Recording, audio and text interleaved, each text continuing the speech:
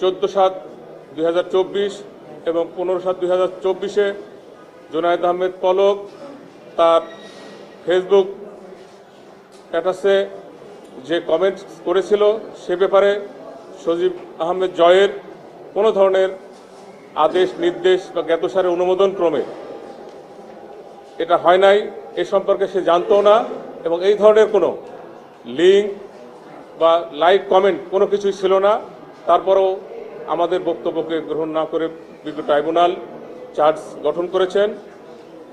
এবং আরেকটি বিষয় ছিল যে সজীব আহমেদ জয়ের আদেশ নির্দেশ জ্ঞাতসারে অনুমোদন ক্রমে যে বাংলাদেশের 5টি বিশ্ববিদ্যালয়ে ইন্টারনেট পরিষেবা বন্ধ করা হয়েছিল এবং সেখানে অনেকে আহত হয়েছিল, ছাত্র জনতা অনেকে আহত হয়েছিল।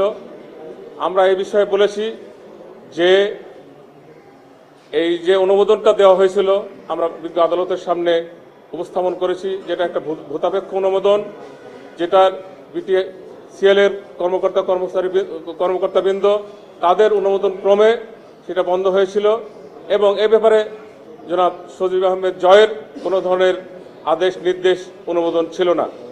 আরেকটি বিষয় আমি বলেছি যে সজীব আহমেদ জয় প্রধানমন্ত্রীর তথ্য যোগাযোগ প্রযুক্তি বিষয়ক উপদেষ্টা ছিলেন। উনি মন্ত্রণালয়ের কোনো উপদেষ্টা ছিলেন না, তিনি ছিলেন অবৈতনিক এবং খণ্ডকালীন এবং ঘটনার সময় তিনি দেশেও ছিলেন না এবং ওনার কোনো ধরনের ডকুমেন্টারি কোনো তথ্য প্রমাণ প্রসিকিউশন থেকে উপস্থাপন করা হয় নাই। তারপরেও বিজ্ঞ আদালত চার্জ গঠন করেছেন। আমরা ট্রায়ালে প্রমাণ করার চেষ্টা করব তার